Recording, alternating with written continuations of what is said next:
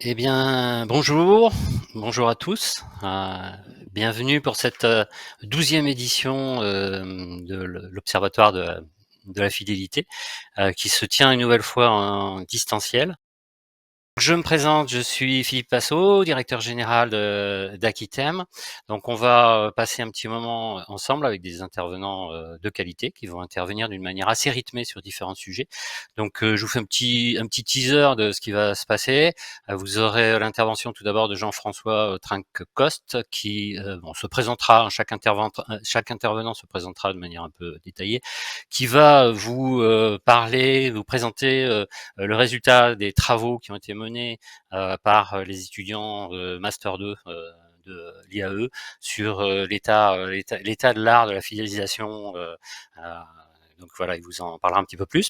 On aura ensuite l'intervention de Michael Flakanji qui va vous présenter le fameux baromètre de la fidélisation client. Alors pour ceux qui ont déjà participé à l'observatoire, c'est un baromètre qu'on établit chaque année en questionnant, en interrogeant des clients et en présentant ces résultats. Donc aujourd'hui, il y aura des nouvelles questions. Alors, on a enrichi un petit peu le baromètre. Donc, je vous fais un petit teasing. Il y aura notamment des questions qui vont concerner le partage des données de la carte de fidélité, la dématérialisation, la situation, les attentes des consommateurs post-Covid, puis un petit peu, enfin les sujets d'actualité qui étaient d'actualité l'année dernière et qui reviennent sur l'éco-responsabilité.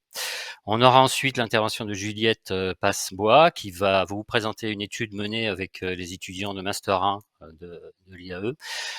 Cette étude fait un rebond sur ce qu'on avait présenté l'année dernière lors du baromètre, où on avait beaucoup orienté ce baromètre sur le baromètre d'observatoire, je veux dire, on l'avait beaucoup orienté sur la RSE, l'éco-responsabilité, et on avait été surpris par les réponses de certains clients et le comportement de certains clients qui étaient un petit peu réticents pour donner des points ou donner des avantages fidélité à des associations. Donc, elle va un peu creuser ce sujet, vous présenter les résultats de cette étude.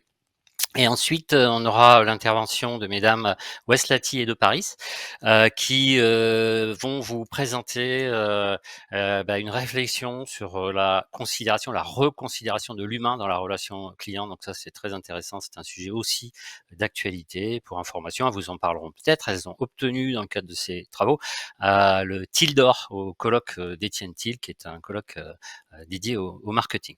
Voilà, ça c'est pour la petite préparation, la petite présentation rapide.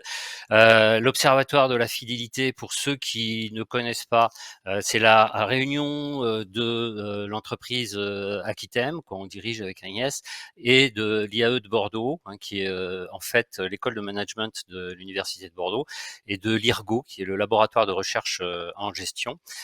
Donc c'est une idée qui nous est venue il y a 12 ou 13 ans de pouvoir réunir un petit peu les réflexions croisées entre l'entreprise et l'université.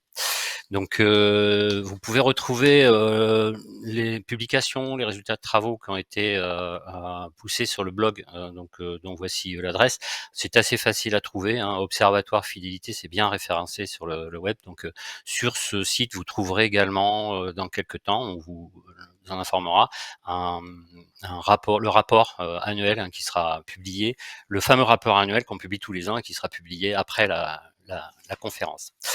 Donc, une petite présentation rapide de la société Aquitem pour ceux qui ne nous connaissent pas. Nous, on intervient dans la gestion des programmes de fidélité, mais pas que.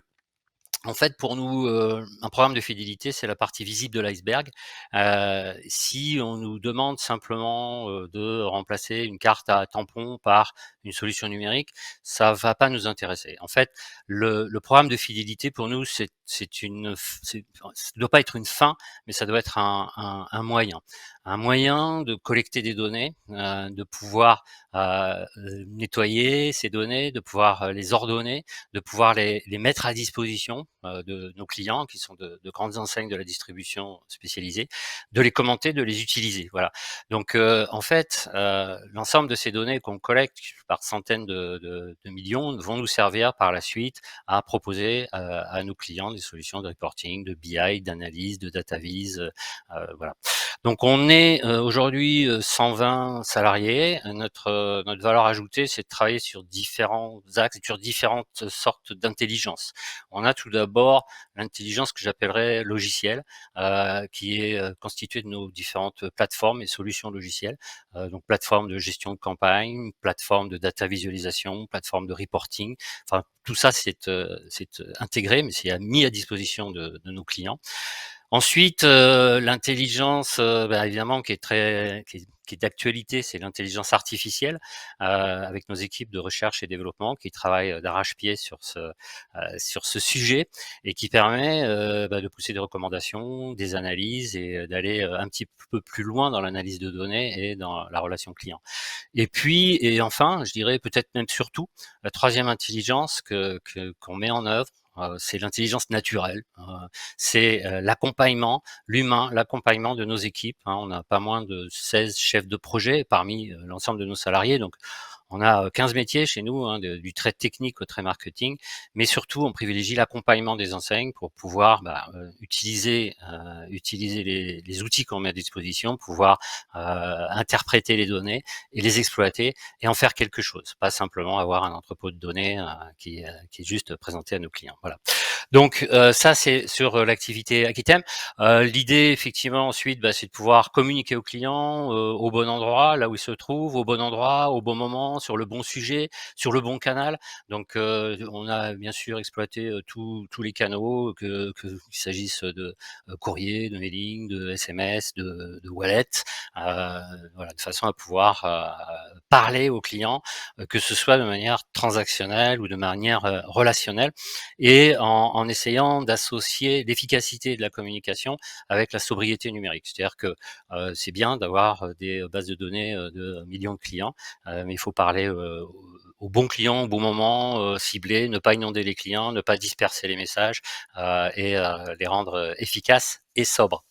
Donc nos clients aujourd'hui, quelques références, on intervient dans, beaucoup de domaines d'activité, essentiellement dans la distribution spécialisée, dans le retail, des grands, pôles chez nous, de gestion sur, la jardinerie, sur, la coiffure, la beauté et plus récemment sur, la pharmacie, pour la partie, parapharmacie. On travaille avec une trentaine de groupements de pharmacies dans l'accompagnement 360 de leur programme de fidélité. Euh, L'intérêt de l'observatoire, il est, bilatéral. En fait, l'idée maîtresse au départ, c'était de pouvoir apporter quelque chose à l'université et à l'entreprise. Donc, ce que l'université apporte à l'entreprise, c'est le partage des travaux, qui sont réalisés, hein, dans le cadre des enseignements qui sont dispensés, de réaliser des études, des baromètres et également, on est très friand, des, stagiaires qu'on peut, accueillir, des stagiaires, des apprentis et des futurs collaborateurs. Ça, c'est le sens université, entreprise. Dans l'autre sens, ce que nous, on peut apporter, ce sont des sujets de recherche parce qu'évidemment, on a beaucoup de réflexions sur le terrain, hein. On se pose des questions tous les jours avec nos clients. Donc, c'est bien de prendre un petit peu d'altitude et d'avoir une vision sous un angle un petit peu différent.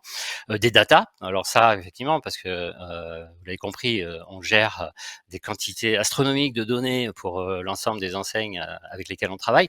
Donc bien sûr, quand on les fournit pour des études spécifiques, elles sont anonymisées, vous imaginez bien.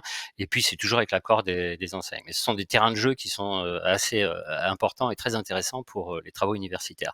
Et puis ensuite, on remonte des questions du terrain, des questions qu'on se pose tous les jours sur des réflexions qu'on peut mener avec nos clients de façon à pouvoir prendre un petit peu de recul sur ces réflexions.